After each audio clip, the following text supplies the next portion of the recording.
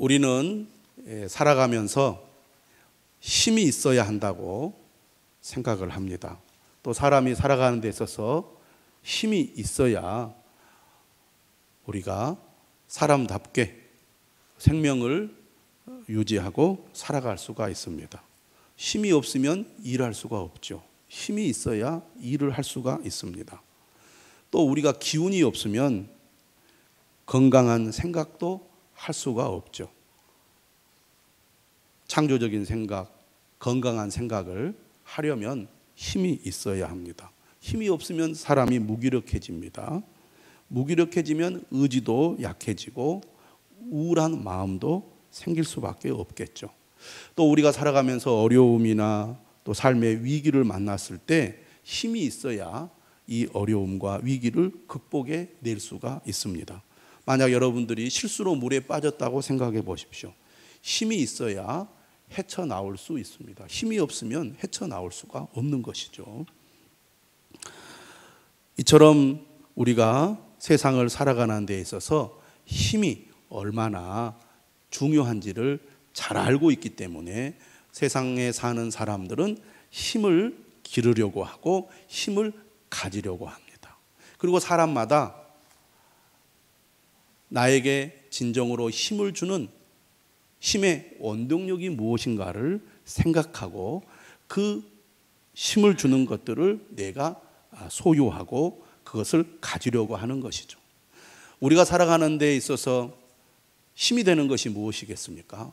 세상 모든 사람들이 공통적으로 생각하는 것이 뭐니 해도 역시 돈입니다. 돈이 나의 힘이 된다고 사람들은 생각하는 거죠. 우리가 열심히 일하는 이유가 어디가 있습니까? 돈을 벌기 위해서입니다. 왜 돈을 벌려고 합니까? 돈이야말로 우리가 살아가는 데서 가장 중요한 힘의 근원이 되기 때문입니다. 여러분도 그러지 않습니까? 돈이 있으면 많은 것들을 할 수 있습니다. 돈이 없으면 정말 할 수 있는 것이 별로 없지요. 옛날에 남자분들은 지갑에 돈이 두툼하게 있어야 자신감도 있고 세상에 나가서 힘있게 살아갈 수가 있었습니다. 예전에는. 그래서 지갑에 돈이 없으면 항상 기가 죽을 수밖에 없는 것이죠. 그만큼 사람들에게 있어서 돈은 힘의 근원이다, 이렇게 생각을 합니다. 예나 지금이나 변함이 없는 것 같습니다. 그런데 돈을 많이 벌어서 무슨 일을 하려고 하면 돈만 있어서는 안 된다고 생각을 하죠. 역시 사람은 권력이 있어야 한다. 큰 일을 하려면 돈만 많아가지고는 제대로 힘을 발휘할 수가 없는 거예요. 그래서 권력을 가져야 내가 더 많은 일을 하고 더 많은 영향력을 가지고 내가 원하는 것을 할 수 있다라고 생각하기 때문에 돈이 많아지면 사람들은 자연스럽게 권력에 관심을 갖게 됩니다. 우리가 살아가는 데 있어서 권력은 힘의 근원이 되는 것이죠. 뿐만 아니라 우리가 세상에서 힘 있는 삶을 살기 위해서는 역시 인간관계가 중요하지 않습니까? 대한민국은 인맥이다, 이런 얘기를 우리가 많이 합니다. 인맥이 얼마나 넓으냐에 따라서 그 사람의 영향력, 그 사람의 힘의 크기가 결정되기도 합니다. 학연, 지연, 혈연, 끊어보려고 해도 사실 끊어지지 않을 만큼 아주 강력한 힘을 가지고 있는 게 인맥이라고 하겠습니다. 그래서 사람들은 힘을 가지기 위해서, 성공적인 인생을 살기 위해서 인맥을 형성하는 데 많은 노력과 힘을 쏟습니다. 요즘 우리가 느끼는 것 중에 하나가 뭡니까? 지식입니다. 힘의 원동력은 지식에 있다. 얼마나 앞서간 지식과 정보를 내가 가지고 있는가, 기술을 내가 소유하고 있는가가 이 치열한 국제 경쟁 속에서 살아남을 수 있는 비결인 것 같아요. 그래서 TV에도 역시 이 탁월한 지식을 가지고 있는 사람들이 돋보이고 또 사람들에게 주목을 받고 인기를 얻습니다. 기업들을 생각해 보십시오. 세계적인 기업들이 지식과 기술에서 뒤떨어지면서 하루아침에 대기업, 아주 큰 기업들이 그 힘을 잃어버리지 않습니까? 아무리 경쟁이 치열한 환경 속에서도 앞서간 지식과 기술을 소유하고 있는 기업은 흔들리지 않습니다. 이처럼 우리가 세상을 살아가는 데 있어서 힘이 매우 중요하고 힘의 근원이 무엇인지를 사람들은 생각하면서 그것을 가지려고 노력을 하죠. 돈이나 권력이나 인맥이나 지식을 우리가 소유함으로써 이 세상에서 뭔가 멋지게 제대로 한번 살아보고 싶어 하는 것이 인간의 마음이고, 또 우리가 힘들고 어려울 때 힘이 있어야 이러한 것들을 돌파해 낼 수 있기 때문에 사람들은 힘을 가지려고 하는 것입니다. 오늘 우리가 읽은 시편 18편 말씀은 매우 유명한 시편입니다. 사무엘하 22장에도 이 시편 18편의 말씀이 고스란히 나오고 있습니다. 다윗이 인생을 마감하면서 자신의 힘의 근원은 바로 하나님이시라고 고백하는 시라고 할 수 있겠습니다. 다윗은 어떤 사람입니까? 가문도 별 볼 일이 없고 다윗 역시 집안에서도 별 볼 일 없는 존재였습니다.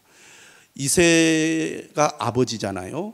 이새의 아들이 8명이었는데 다윗은 8번째 아들이었습니다. 그런데 사무엘 선지자가 새로운 이제 왕을 선택하기 위해서 하나님의 부름을 받아 이새의 집에 왔을 때 자녀들을 다 소환합니다.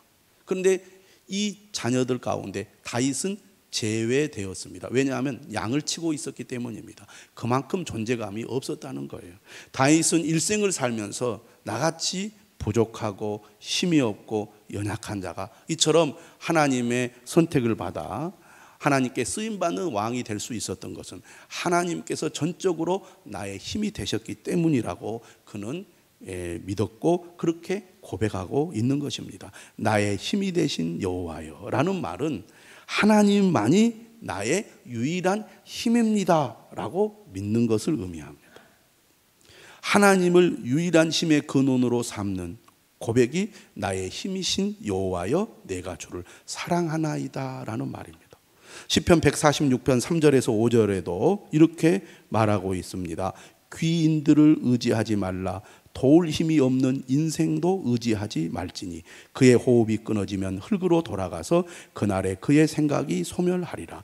야곱의 하나님을 자기의 도움으로 삼는 자 여호와 자기 하나님에게 자기의 소망을 두는 자는 복이 있도다. 하나님을 유일한 힘의 근원으로 삼는 고백이라고 하겠습니다. 18편 31절에서도 이렇게 말하죠. 여호와 외에 누가 하나님이며 우리 하나님 외에 누가 반석이냐. 오늘 시편 18편 1절은 나의 힘이신 여호와여 내가 주를 사랑하나이다. 이 유명한 구절로 시작을 하는데 원문은 사랑합니다라는 말이 제일 먼저 등장을 해요. 사랑합니다. 그런데 이 사랑합니다라는 표현이 우리는 매우 익숙하고 자연스럽지만 여러분들이 시편을 한번 읽어보세요. 주님을 사랑합니다라는 그런 표현이 흔한 표현이 아닙니다. 매우 생소한 표현이에요. 쉽게 하지 않는 표현입니다. 그러면 다윗이 내가 주를 사랑합니다라고 고백한다는 것은 무엇을 의미합니까? 나는 하나님만이 나의 유일한 힘이기 때문에 나는 하나님께 내 충성을 다하겠습니다. 그런 뜻을 가지고 있습니다. 충성을 다한다는 것은 무엇을 말합니까? 내 생명을 드리겠습니다. 내 모든 것을 드리겠습니다. 나에게 하나님만이 전부입니다. 나의 힘이신 여호와여 내가 주를 사랑하나이다 라는 말은 하나님은 나에게 힘이 되는 분입니다 라는 고백이 아닙니다. 더 분명하게 얘기하면 하나님만이 나의 힘의 근원이십니다 라는 고백이죠. 하나님도 힘이 되는 사람과 하나님만 나의 힘이 되는 사람은 큰 차이가 있습니다. 여러분은 어떤 사람입니까? 예수님을 믿는 것이 내 인생에 도움이 된다고 믿는 사람입니까? 아니면 예수님 없이는 나는 살 수 없습니다. 나는 오직 예수님만 붙잡아야 살 수 있습니다라고 믿고 고백하는 사람입니까? 어떤 사람이 진짜 복 있는 사람입니까? 예수님만이 나의 도움이 되시는 분, 예수님만이 내가 붙잡고 살아야 할 분이라고 믿는 사람이 진정으로 복 있는 사람인 줄로 믿습니다. 사도 바울은 나는 그리스도 외에는 다른 것은 다 배설물로 여긴다고 고백합니다. 그는 살아가면서 예수 그리스도만이 나의 유일한 힘이라고 믿었던 사람입니다. 많은 사람들이 교회를 다니고 예수를 믿으면서도 교회를 다니면 건강에 유익이 될 것 같아서, 교회를 다니면 출세하는데 유익이 될 것 같아서, 교회를 다니면 내가 좀 교양 있는 인생을 살아가는데 도움이 될 것 같아서, 교회를 다니면 자식 교육에 유익할 것 같아서 교회를 다니고 예수님을 믿는다면 그것은 사실 성경적으로 볼 때 바른 믿음이 아니라는 것입니다. 예수님만이 나의 힘이요, 내 인생에 예수님 없이는 나는 살아갈 수 없다고 믿는 것이 바른 믿음이라는 것을 우리는 분명히 알아야 할 것입니다. 서울에 가면 충현교회라는 교회가 있습니다.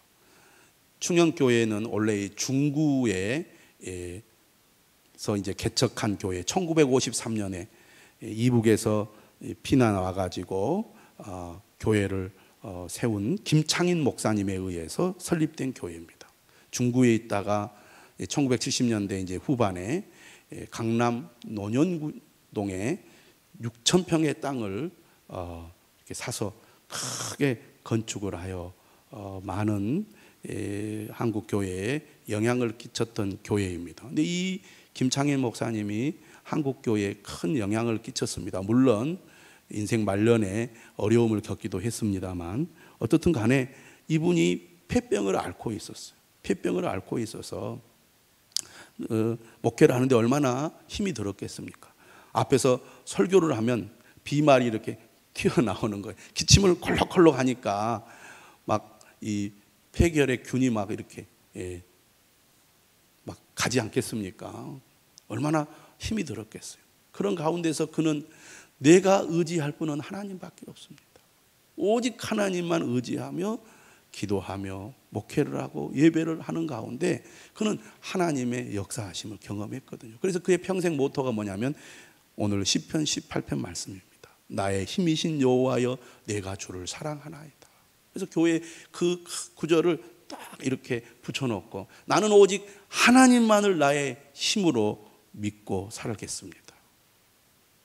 그 결과 하나님께서 정말 그의 삶에 큰 은혜를 부어주셨거든요. 여러분, 우리가 인생을 살아가면서 하나님만이 나의 힘이라고 믿고 살아갈 때 하나님께서 반드시 내 삶 가운데 역사하실 줄 믿으시기를 바랍니다. 오늘 다윗의 고백은 그저 머릿속에서 생각하면서 하는 고백이 아니라 자신의 삶 속에서 처절하게 체험하고 경험하는 가운데 나온 믿음의 고백이에요. 2절의 말씀이 바로 그런 구절입니다. 여호와는 나의 반석이시요 나의 요새시요 나를 건지시는 이시요 나의 하나님이시요 내가 그 안에 피할 바위시요 나의 방패시요 나의 구원의 뿌리시요 나의 산성이시로다. 우리는 이 구절이 익숙하기 때문에 이 구절을 들으면서 은혜가 될 수 있습니다. 그런데 냉정하게 따지고 보면 우리의 삶과는 아무 관련이 없는 고백이에요. 이 다윗의 고백은 전쟁터에서 목숨이 왔다 갔다 하는 순간에 그가 겪었던 그 경험을 바탕으로 하나님을 이런 분이라고 고백하는 거예요. 자신의 삶의 현장에서 체험한 것을 가지고 그는 하나님은 반석이십니다라고 고백하는 겁니다. 반석은 큰 바위죠. 적들이 화살을 쏘아대면서 공격이 될 때 반석은 그러한 적들의 공격으로부터 자신을 완전하게 안전하게 보호해주는 매우 중요한 어떤 방어막이 되었습니다. 그리고 적들이 막 쳐들어올 때 내 몸을 숨겨야 하잖아요. 적들에게 노출이 되지 않도록. 바위는 자신을 이렇게 보호해주고 숨게 해주는 매우 중요한 전쟁에 필요한 도구가 되었던 겁니다. 정말 하나님께서 나의 반석이 되셔서 적들의 그 무자비한 공격으로부터 나를 보호해 주시고, 또 적들에게 노출되지 않도록 나를 이렇게 지켜주시는 그런 하나님을 다윗은 경험했기 때문에 나의 반석이라고 말을 하고 있습니다. 요새는 어떤 것입니까? 적들이 포위해서 공격할 때 그 어떤 적들의 공격으로부터도 자신을 지켜낼 수 있는 것이 요새, 성과 같은 것입니다. 그 안에 물과 식량만 있으면 적들이 아무리 포위를 해서 무너뜨리려고 하고 죽이려고 해도 요새 안에 있으면 안전했다, 그 말입니다. 하나님이 그런 바로 요새와 같은 분이셨다는 거예요. 멀리서 활로 화살을 당길 때 어디에서 날아올지 모르는 경우가 많지 않습니까? 방패는 그러한 예기치 못한 곳에서 적이 이 활을 당겼을 때 내 이 생명을 보호해주는 역할을 하는 것이 방패 아닙니까? 우리가 살다 보면 때로는 생각지도 못하고 예상하지 못한 일에 어려움이 닥쳐올 때가 있을 때, 그때 하나님은 정말 나에게 방패와 같은 역할을 해서 나를 지켜주시고 보호해 주시더라, 그런 얘기입니다. 이처럼 전쟁 중에 죽을 수밖에 없는 삶 속에서 건져주시고 보호해 주시는 하나님, 그런 하나님을 다윗은 경험하는 가운데 하나님이 반석이요 요새요 방패요 구원의 뿌리라고 고백하고 있는 것입니다. 여러분은 어떻습니까? 여러분의 삶 속에서 하나님을 어떤 분으로 고백하고 있습니까? 하나님을 나의 힘으로 삼는 사람은 우리의 삶 속에서 내 삶의 현장에 걸맞는 하나님을 고백하게 될 것입니다. 여러분, 우리가 살아가다 보면 누구나 위기와 고난을 겪게 됩니다. 어느 누구나. 그런데 위기와 고난을 겪을 때 우리는 진정으로 우리에게 힘이 되는 것이 무엇인지를 알게 되죠. 진짜와 가짜가 그때 드러나게 된다는 것입니다. 다윗은 돈이나 권력이나 인맥이나 지식이 진정으로 나의 힘이 되는 것이 아니라 여호와 하나님만이 진정으로 나의 힘이 된다는 것을 깨달은 사람입니다. 열왕기하 5장에 보면 나만 장군이 나옵니다. 그는 아람 왕의 군대 장관이었어요. 그는 왕의 절대적인 신임을 받은 사람이고, 이처럼 권력과 재산과 또 많은 인맥들을 갖춘 그런 유능한 사람이었지만 그에게는 고칠 수 없는 나병으로 인해서 남모르는 고통을 겪고 있었습니다. 아무리 애를 쓰고 노력을 해도 병을 고칠 수가 없었던 거예요. 그런데 자신의 집에 자신의 아내를 돕는 여종이 하나 있었는데 이스라엘 사람이었습니다.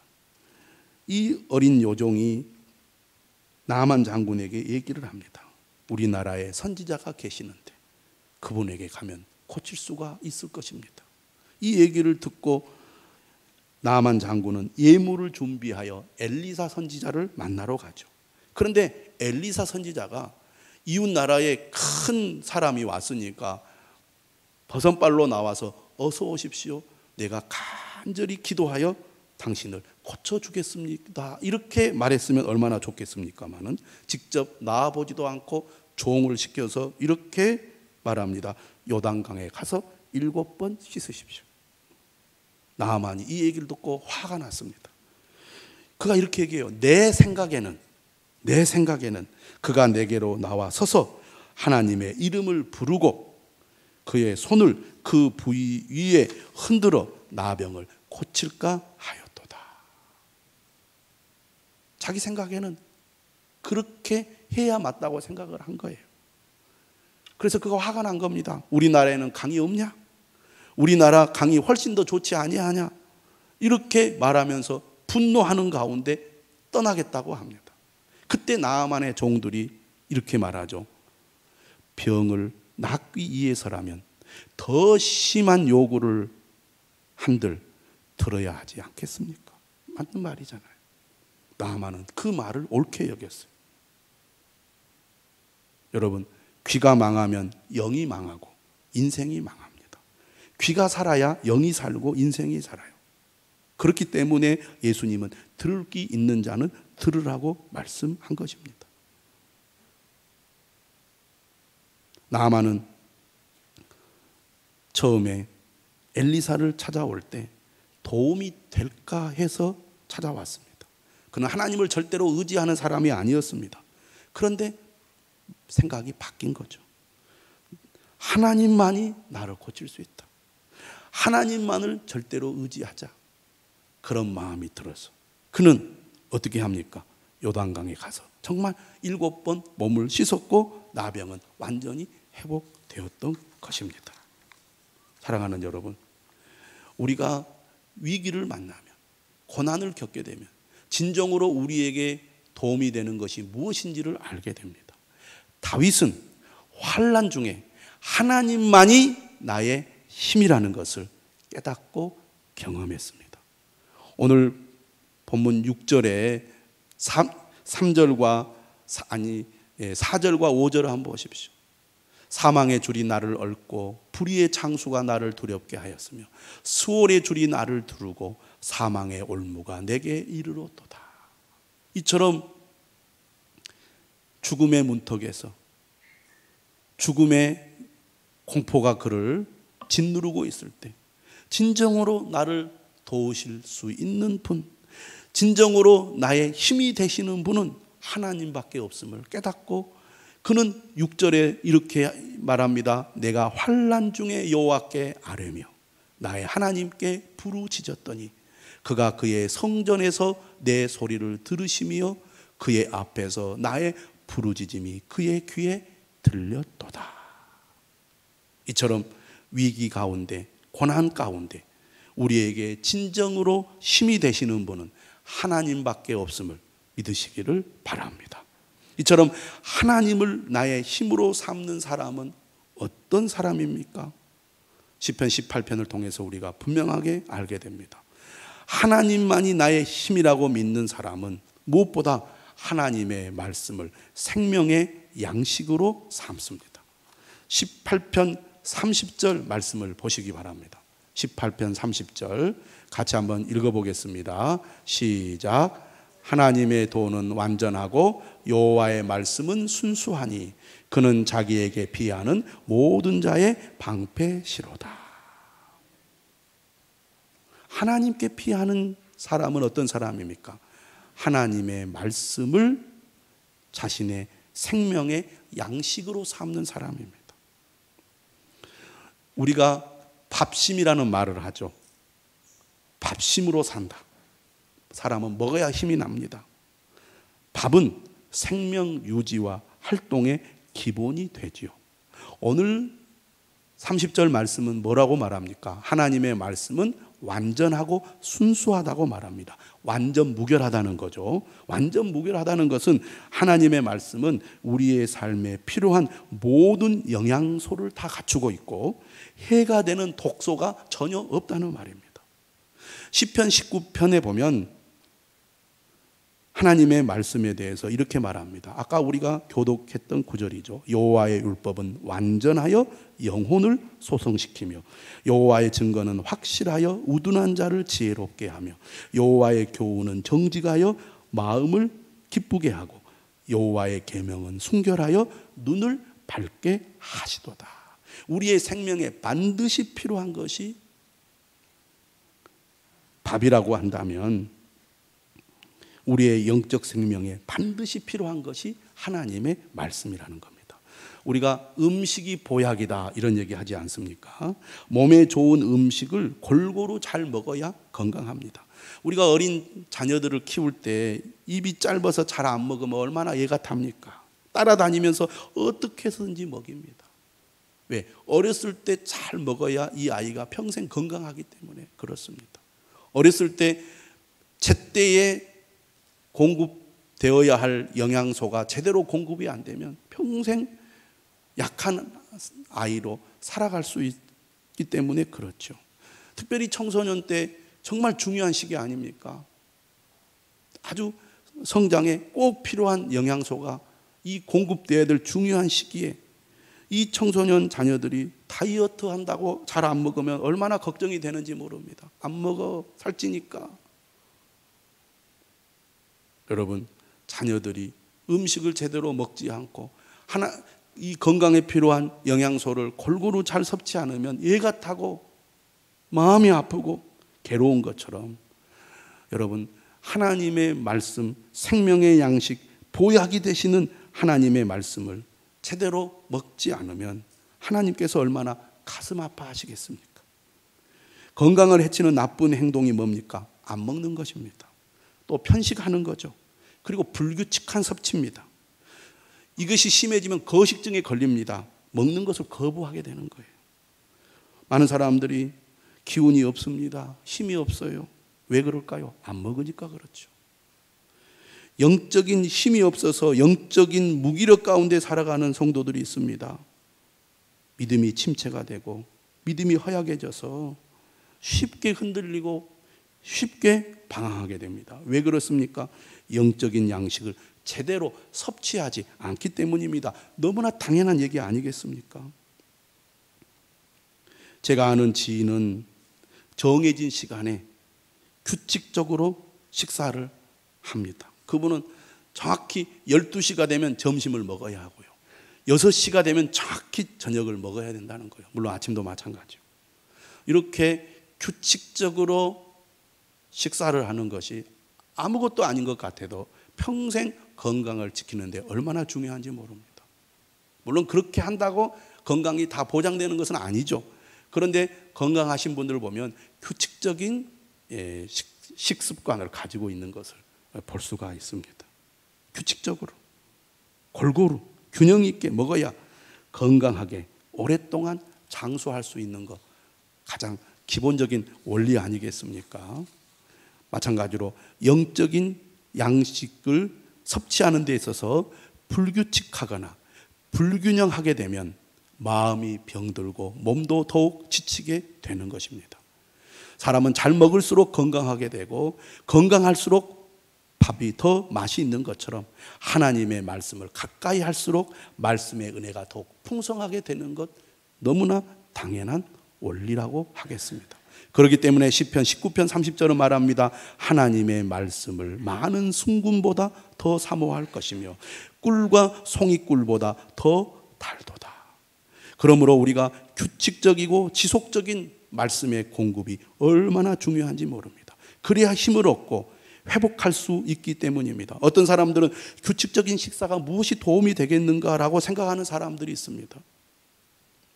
예배하고 기도하고 말씀을 가까이 하는 것이 무엇이 유익이 되겠는가 생각하는 사람들이 있다는 거예요. 음식이 생명 유지와 활동의 기본 베이스라는 것을 우리가 기억한다면, 이것이 없으면 아무것도 안 된다는 것을 우리가 잘 알고 있다면, 하나님의 말씀, 생명의 양식도 마찬가지로 우리가 그렇게 공급받아야 되지 않겠습니까? 아무리 건강한 사람도 한 끼만 안 먹으면 힘을 쓸 수가 없고 하루만 안 먹으면 아무것도 제대로 할 수가 없는 거예요. 그렇죠? 그 사람이 운동을 많이 한들, 그 사람이 대단한 체력을 가지고 있든 상관없습니다. 식사를 일정 기간만 안 해도 그 사람은 아무것도 못하는 거예요. 막 머리가 핑핑 돌고 어지럽고 쓰러져 버리는 겁니다. 그만큼 규칙적인 이 음식 공급이 중요한 거예요. 여러분, 때로는 밥맛이 없고 도저히 목에 넘어가지 않을 때도 있습니다. 그래도 살려면 먹어야 되는 거예요. 기운을 얻기 위해서는 어떤 식으로든 영양분을 섭취해야 됩니다. 밥이 안 들어가면 죽이라도 먹어야 되고요. 그것도 안 되면 링거액을 맞아서라도 영양분을 섭취해야 돼요. 우리가 살려면 기를 쓰고 먹어야 한다, 그 말입니다. 주님을 믿어도 힘이 없습니다. 죽겠습니다. 전혀 회복이 안 됩니다. 기를 쓰고 먹어야 돼요. 하나님만을 나의 힘으로 믿는 사람은 기를 쓰고 말씀을 섭취하는 사람입니다. 은혜가 안 돼도, 도저히 믿음이 회복이 안 되고 잘 안 돼도 예배의 생활, 기도 생활, 말씀 생활에 적극적으로 임해야 사는 것입니다. 사랑하는 여러분, 하나님만을 나의 힘으로 믿고 사는 사람은 어떤 사람입니까? 기를 쓰고 말씀을 먹는 사람입니다. 여러분, 말씀은 약과 같아요. 여러분, 우리가 살아가면서 어떤 사람은 평생 질병과 함께 살아가야 하는 사람들이 많이 있습니다. 당뇨가 그렇고 고혈압이 그래요. 저희 아버지께서는 40대 고혈압에 걸려서 10년간 엄청 고생을 했습니다. 그럼에도 불구하고 지금까지 건강하게 된 것은 첫째는 하나님의 은혜요, 둘째는 약을 성실하게 잘 먹었기 때문입니다. 우리 어머니가 그렇게 구박을 해도 흔들림이 없이 약을 잘 먹었습니다. 그게 얼마나 중요한지 모릅니다. 말씀은 약과 같아요. 성실하게 약을 먹어야 이런 고질적인 평생 함께 살아야 할 병을 가지고도 건강한 삶을 살 수가 있는 것입니다. 여러분은 어떻습니까? 하나님의 말씀을 이처럼 기를 쓰고 먹으려고 하고 있습니까? 믿어도 은혜가 안 되고, 믿어도 힘이 없고, 믿어도 다 지쳐 있지 않습니까? 은혜가 떨어지면요, 마음만 지친 게 아니라 몸도 지치게 됩니다. 그래서 늘 무기력해요. 왜? 신앙생활은 영적인 싸움이기 때문에 그렇습니다. 그러니까 주님을 멀리할수록, 말씀을 멀리할수록 힘은 더 빠지게 되고, 온갖 잡생각, 온갖 나쁜 생각들이 계속 내 마음을 침투해서 나를 흔들어 놓습니다.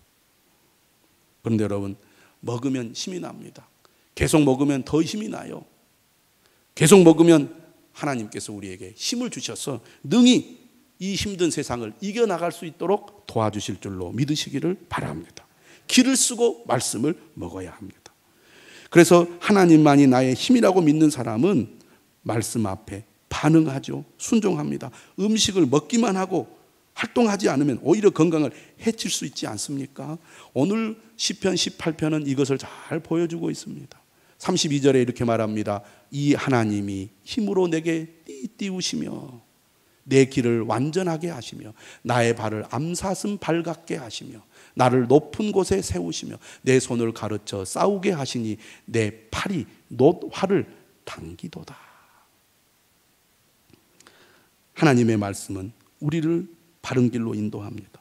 우리에게 분별력을 주어서 지혜로운 삶을 살게 하고, 그리고 우리의 삶에 필요한 것들을 가르쳐 주셔서 우리가 어떻게 해야 될지를 알려주실 뿐만 아니라 어려움을 헤쳐나가고 그것을 물리칠 수 있는 힘을 주십니다. 그렇기 때문에 우리는 하나님만을 나의 힘으로 삼고 하나님의 말씀에 반응하는 자가 되어야 할 것입니다. 여러분, 모나미 153이라는 말을 잘 알고 있을 것입니다. 이분은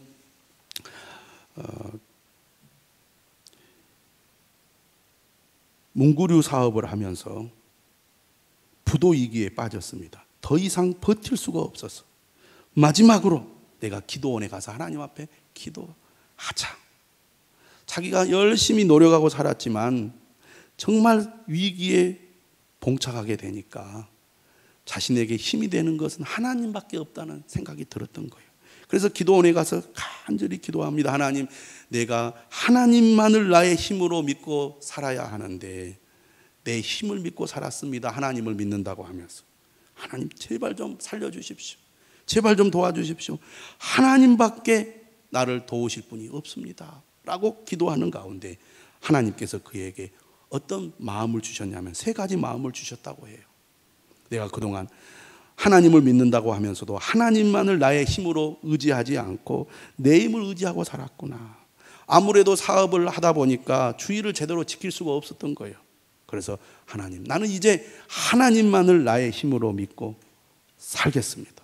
주의를 성수하겠습니다. 거룩하게 지키겠습니다. 이렇게 결단을 합니다. 그리고 2번째, 정말 이 사업을 하다 보니까 늘 수입이 불규칙적이잖아요. 그러다 보니까 제대로 11조 생활을 못한 거예요. 그래서 하나님, 나는 이제 하나님만을 나의 힘으로 믿고 사는 그런 고백으로 11조 생활을 철저히 하겠습니다. 그리고 자신이 너무 바쁘다 보니까 하나님 앞에 기도하는 일을 제대로 하지 못했습니다.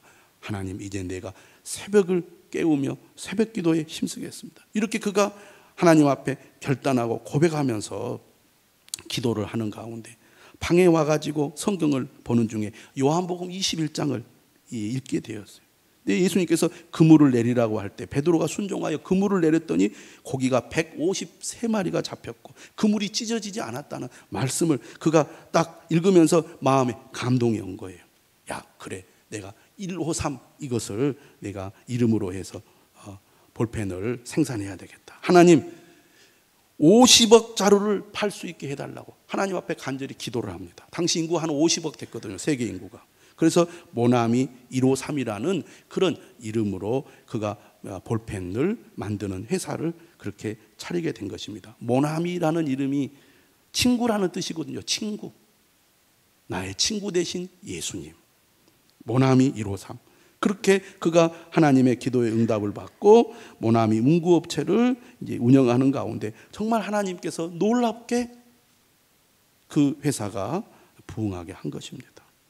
여러분, 우리도 정말 어렵고 힘들 때 나의 힘이 되신 분은 하나님밖에 없음을 깨닫게 됩니다.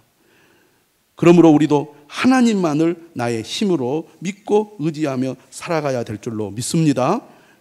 하나님을 나의 힘으로 삼는 사람은 마지막으로 보니까 지치지 않고 포기하지 않고 끝까지 싸우게 하십니다. 예수 믿는 사람들은 무능한 사람 아닌가? 하나님을 의지하는 사람은 자신이 힘이 없기 때문에 하나님을 의지하지 않는가?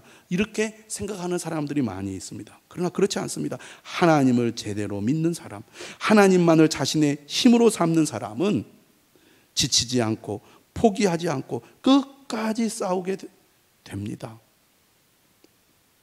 37절에 이렇게 말해요. 내가 내 원수를 뒤쫓아가리니 그들이 망하기 전에는 돌아서지 아니하리이다. 내가 그들을 쳐서 능히 일어나지 못하게 하리니 그들이 내 발 아래에 엎드러지리이다. 주께서 나를 전쟁하게 하려고 능력으로 내게 띠띠우사 일어나 나를 치는 자들이 내게 굴복하게 하셨나이다. 사랑하는 여러분, 하나님만이 나의 힘이 되십니다.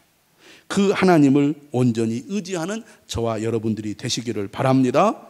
다윗은 이 믿음으로 평생을 살았고 이 믿음의 고백으로 오늘 시편 18편의 노래를 하고 있습니다. 그리고 그가 마지막으로 하나님께 찬양하고 감사하고 있죠. 46절에 여호와는 살아계시니 나의 반석을 찬송하며 내 구원의 하나님을 높일지로다. 49절 여호와여 이름으로 내가 이방 나라들 중에서 주께 감사하며 주의 이름을 찬송하리이다.